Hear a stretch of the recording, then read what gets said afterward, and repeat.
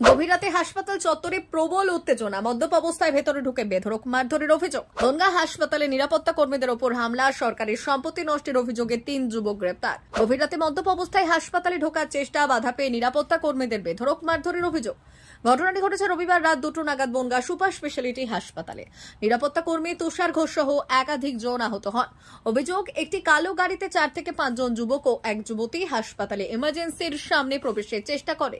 গাড়ির ভেতরে মদের বোতল, জলের বোতল, গ্লাস ছড়িয়ে থাকতে দেখা যায়। বাধা দিতে গেলে অভিযুক্তরা মারধর শুরু করে, এমনকি জামা কাপড় ছিঁড়ে দেওয়া হয় বলেও অভিযোগ। খবর পেয়ে পুলিশ এলে তাদের সামনেই প্রাণনাশের হুমকি দেয় মদ্যপরা। রানিং গাড়ি নিয়ে এসে ওদের কথা হলো যে আমার বেড নাম্বার 213, আমরা পেশেন্ট দেখতে যাব, কিন্তু 213-তে পেশেন্ট ট্রিটমেন্ট দেওয়া হয়, ওখানে রিসিভ বেড, ওই বেডে কোনো রকম কোনো পেশেন্ট থাকে না। তা আমরা খবর নিয়ে দেখে আমরা বলছি আপনাদের তো পেশেন্ট, তো ওখানে কোনো পেশেন্ট নেই, আপনারা এইভাবে এসছেন একসাথে 4-5 জন ওয়ার্ডে যাবেন এত রাতে। বলছে তুই কে আটকানো, তুই কে? তা বলছে আমি তো, আমাদের ডিউটি তো এখানে যে সিকিউরিটি, যে এগুলো দেখার জন্য। বলার সাথে সাথে জামার কলার ধরে বলছে এখান থেকে সরে যা, নাহলে সমস্যা হবে।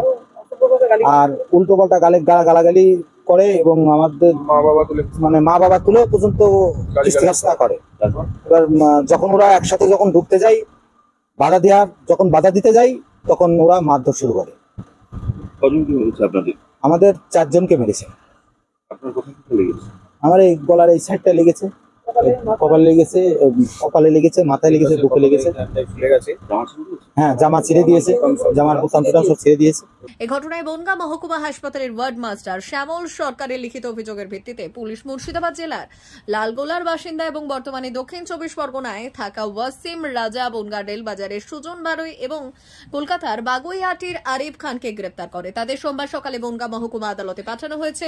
হাসপাতাল সূত্রে জানা গিয়েছে, এই ঘটনায় অন্তত 3 জন নিরাপত্তা কর্মী জখম হয়েছেন। ঘটনায় হাসপাতাল চত্বরে ব্যাপক উত্তেজনা ছড়ালেও পরিস্থিতি বর্তমানে নিয়ন্ত্রণে। আমাকে ফোন করা হয় রাত আনুমানিক 2টো নাগাদ। আমি এসে দেখি আমার এই তুষারদা যারা ছিল সকলেই ফাঁড়িতে। তুষারদার বক্তব্য, তুষারদারা ফোন গেটে ডিউটি করছিল। কালো কালারের একটা গাড়ি আসে, কেয়া গাড়ি। গাড়িতে একজন মহিলা ছিল ও 4 জন পুরুষ ছিল। তারা মদ্যপ অবস্থায় ছিল। তারা গেটেতে যে ডিউটি করছিল আমাদের তুষারদা ও উজ্জ্বল মণ্ডল, তাদেরকে বলে আমরা ভিতরে ঢুকবো। আমাদের সিকিউরিটি বারণ করে যে তোমরা মদ্যপ অবস্থায় আছো, ভিতরে ঢোকা যাবে না, গাড়ি পার্কিং করুন, বাইরে চলে যান। এই মতো অবস্থায় গাড়ির থেকে লাভে এমার্জেন্সিতে ঢোকার চেষ্টা করে। তখন যে এমার্জেন্সি ডিউটিরত অবস্থায় ছিল তিনি আটকায়। আমাদের সৌরভ সরকার যখনই আটকায়, সৌরভ সরকারকে এমার্জেন্সির সামনে থেকে হাত ধরে বাইরে বের করে আনে। বের করে নিয়ে আসার সাথে সাথে ওকে এই জায়গায় এসে 2-3 জন ধরে গালিগালাজ করে, কেন ঢুকতে দেওয়া হবে না। তারপরে সৌরভ সরকারের সাথে হাতাহাতি হয়।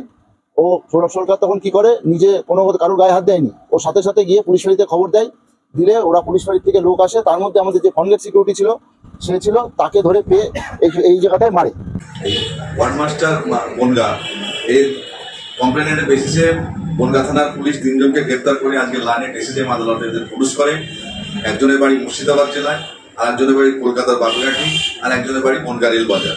এবং এরা মদ্যপ অবস্থায় গতকাল বনগাঁ হসপিটালে ঢোকে এবং তর্ক বিতর্ক হতে হতে এখানে যারা সিকিউরিটি থাকে, ইনক্লুডিং একজন লিফটম্যান, যে তার সঙ্গেও মারধর করে এবং 3 জন গুরুতরভাবে জখম হয়। এবং এরা মদ্যপ অবস্থায় ছিল এবং কিছু হসপিটালের সরকারি যে আসবাবপত্র, জিনিসপত্র এরা নষ্ট করে, সেই জন্য সেই মর্মেও এদের বিরুদ্ধে মামলা হয়েছে। ব্যুরো রিপোর্ট, ভুবনগ্রাম সংবাদ।